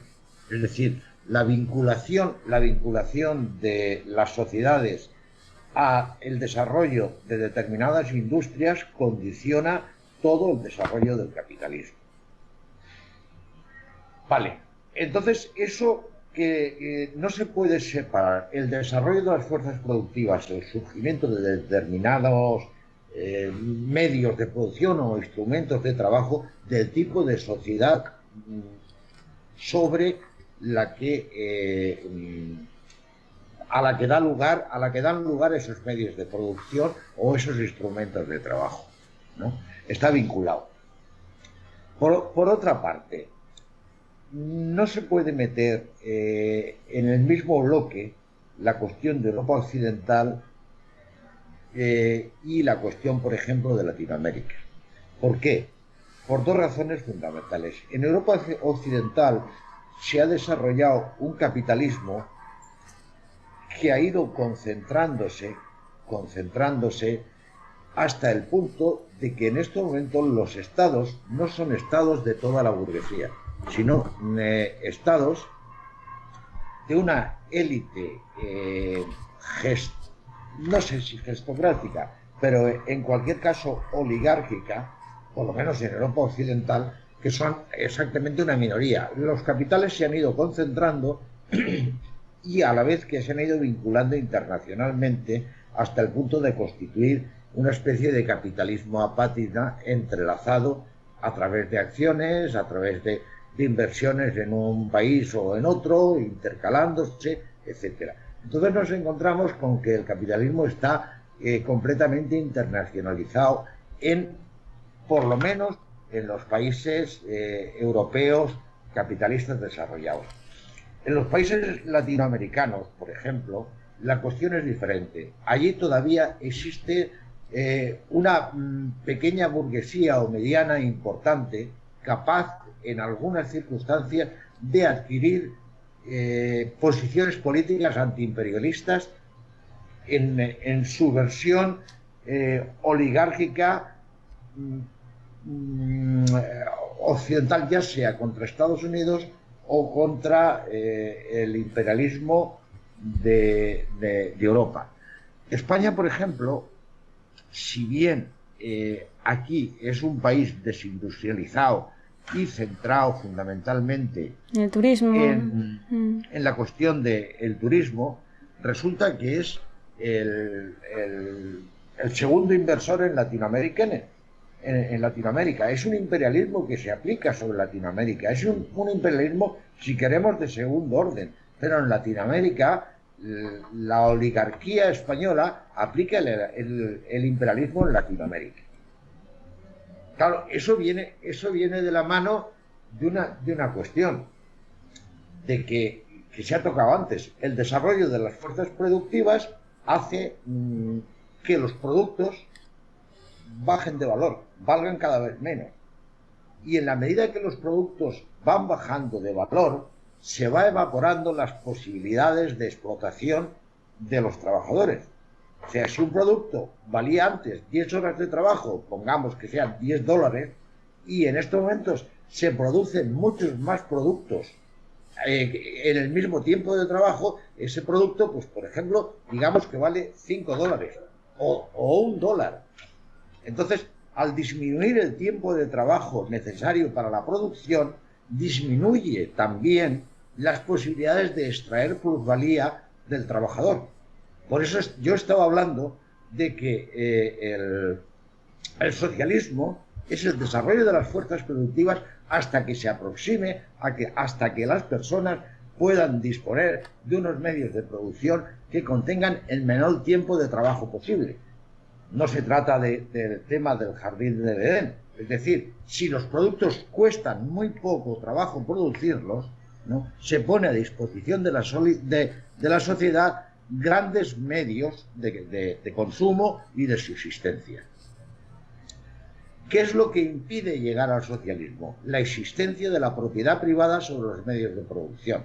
El capitalismo necesita alimentarse, es un monstruo que necesita alimentarse de beneficios. El mantenimiento de la propiedad privada en una sociedad con alto nivel productivo, donde las cosas acumulen muy poco trabajo, es una cosa muy forzada. Llegamos a una sociedad donde los productos cuestan muy poco tiempo de trabajo producirlos y, sin embargo, la existencia de la propiedad privada es lo único que impide que esos productos que acumulen muy poco trabajo sean disponibles o estén disponibles para la mayor parte de la sociedad. Esas diferencias hay que tenerlas en cuenta, que se están dando entre Europa occidental y Latinoamérica. Por eso en Latinoamérica no es lo mismo un nacionalismo imperialista francés que un nacionalismo imperialista de resistencia o antiimperialista en Estados Unidos, aunque mantengan en Latinoamérica. El nacionalismo en Latinoamérica es progresista. Es progresista, ¿por qué? Porque se opone a un imperialismo. El nacionalismo en Francia, por ejemplo, puede ser imperialista y es retrógrado, aunque mantengan las mismas teorías. Se sitúan en planos diferentes. Entonces, eso hay que tenerlo en cuenta. Otra cosa son los lazos culturales e históricos que podamos tener, en concreto España y Portugal, con respecto a Latinoamérica, que evidentemente, pues a la hora de avanzar hacia las posibilidades de un socialismo en España o en Latinoamérica, hay que buscar lazos de solidaridad. Y personalmente yo no vería mal en absoluto que se estrecharan los lazos de solidaridad, colaboración y debate de tácticas y estrategias posibles entre organizaciones comunistas españolas, portuguesas y latinoamericanas, porque al fin y al cabo hay una serie de lazos comunes que nos unen. Y un enemigo común, ¿no? También. Y tenemos un enemigo común, sobre todo de la clase obrera. Entonces es fundamental avanzar en esa línea, porque culturalmente tenemos la misma raíz. Sí. Terminé. Muy bien, muy interesante. Marcos. Estaba diciendo que como la pregunta en concreto ha sido cómo vemos, el mundo y por un lado el desarrollo del movimiento socialista a nivel internacional, se da cuenta, lo que implica la pregunta es si el socialismo tiene sentido de cara al futuro. Yo quiero centrar mi intervención fundamentalmente en un llamamiento, ¿no?, y un análisis, ¿no? Desde la caída del muro de Berlín, el movimiento populista internacional ha sufrido un desgaste tremendo y yo creo que ha llegado el momento de parar ese desgaste ideológico y fundamentalmente militante dentro de lo que es el movimiento comunista mundial, ¿vale? Desde la conexión internacional ¿Hola? Sí. Sí. Vale. Desde la conexión internacional de todas estas organizaciones comunistas, cada día estamos el movimiento comunista mucho más disperso, hasta el extremo que existen inclusive en el mundo determinadas plataformas a lo largo de todo el planeta y que hay un común denominador, y es que carecen de un referente internacional. No tenemos unos objetivos comunes los partidos comunistas a nivel internacional, salvo la lucha teórica por el socialismo y el comunismo. Hemos perdido todas las luchas internas de todas las distintas corrientes dentro de lo que es el marxismo y hemos cometido un gran error, y ha sido desatender a todas las organizaciones comunistas, el movimiento comunista internacional, sobre todo aquello que nos une, haciendo pues un caso omiso a todo lo que nos diferencia, ¿no? Haciendo un caso mucho más propenso a todo lo que nos diferencia, mirándonos el ombligo y determinando determinadas, si valga la redundancia, nomenclaturas o familias comunistas. No podemos olvidar, como decía antes, que desde la caída del muro de Berlín, toda la defensa de los ideales se ha ido deteriorando día a día. Inclusive la cercanía a las masas de los movimientos comunistas se ha visto mermada muy progresivamente, estando ahora prácticamente trabajando en un gran tiempo a través de prensa o a través de los medios de comunicación y de las redes sociales que en las plenas calles, ¿no? Por tanto, ha surgido y ha permitido que el revisionismo internacional se haya metido y apoderado en muchos partidos comunistas del mundo, e inclusive que muchos de estos partidos hayan desaparecido, abandonando pues un poco lo que era la idea y los ideales de comunismo, y ha incrementado y se ha potenciado dentro de muchos países, de muchos partidos, pues, corrientes internas marxistas. No podemos olvidar que en la última década del siglo XX, pues estuvo marcada por... decía que en la década al finalizar la década del siglo XX, ha estado marcada fundamentalmente desde el punto de vista socialista en la caída de una buena parte de los regímenes socialistas. Y una circunstancia caracterizó que la celebración del capitalismo por el fin de la Guerra Fría, pues les haya dado auge a lo que es el sistema capitalista y hayan festejado la desintegración del primer estado campesino de la historia que fue el origen. Esto ha debilitado muchísimo al movimiento comunista, y la nueva celebración de una nueva internacional comunista, celebrada la tercera, porque la cuarta, que es una revolución marxista, no está considerada de la esfera marxista-comunista,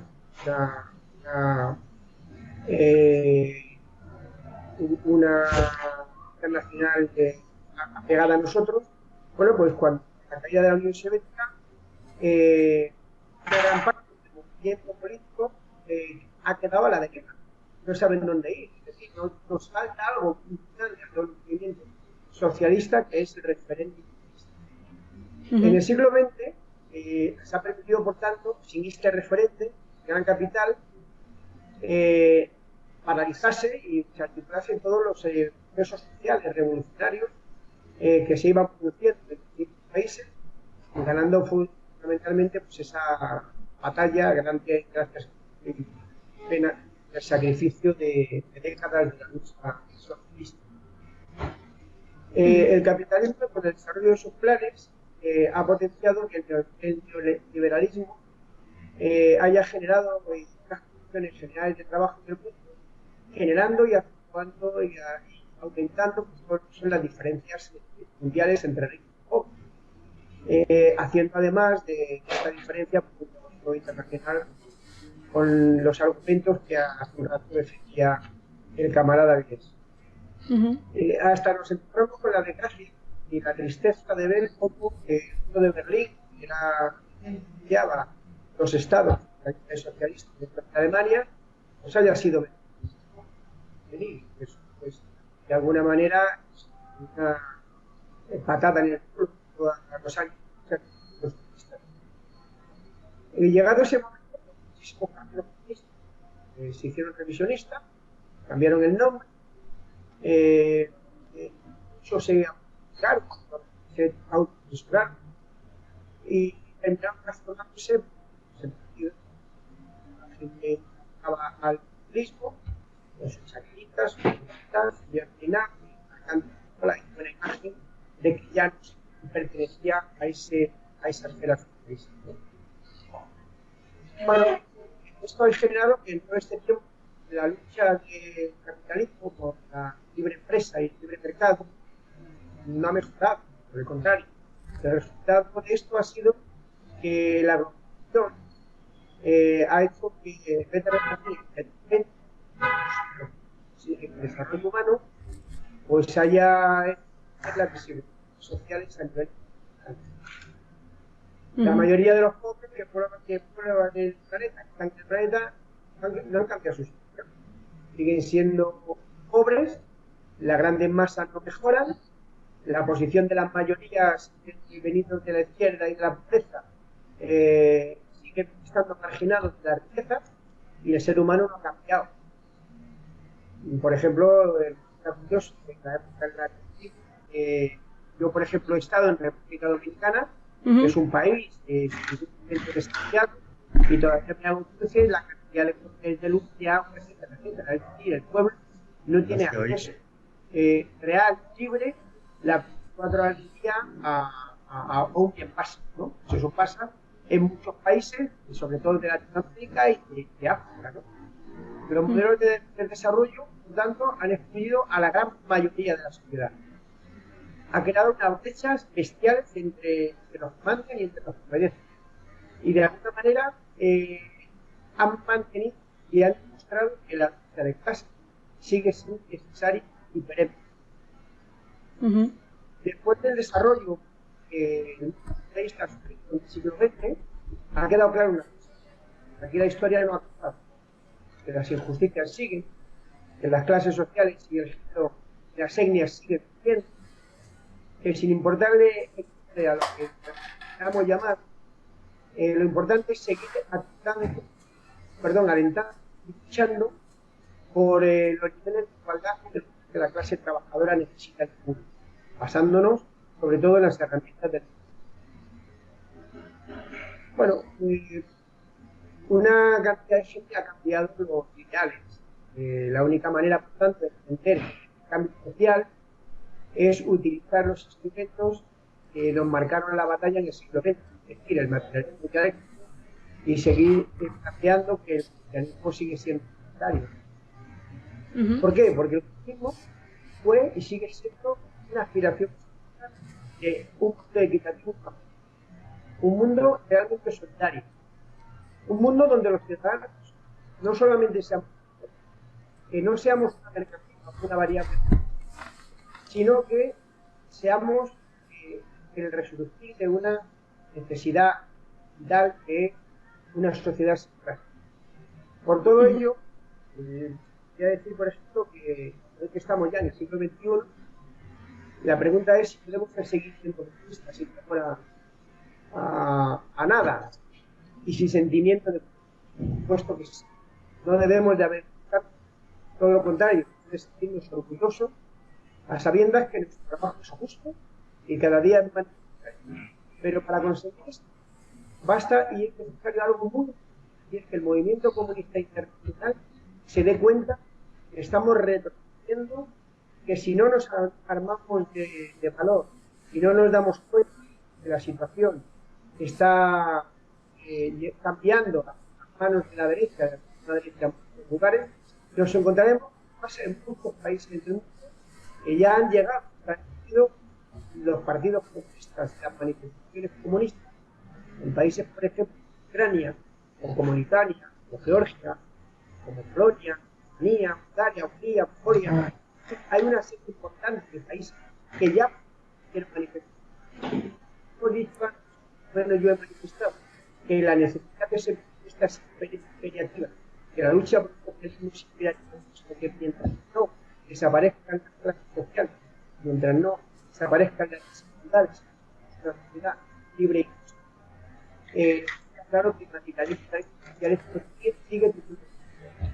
Y en ese sentido me uno un poco a lo que ha comentado el camarada Vité, el compañero Andrés, el tema de la necesidad, de la unidad de los distintos continentes, especialmente los que tenemos en un mundo de historia, un habla, una lengua, un futuro, un pasado y un espíritu, como es los países de habla hispana, los países de habla oeste.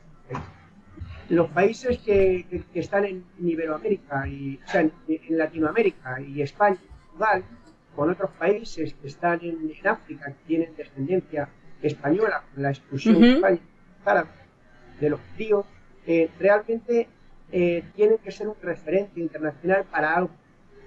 Y es para intentar aglutinar a todas aquellas plataformas comunistas que existen en el mundo. Es curioso que existen muchos partidos comunistas y que cada uno está alineado con una plataforma concreta. La ICO, la CIPO, etcétera, etcétera.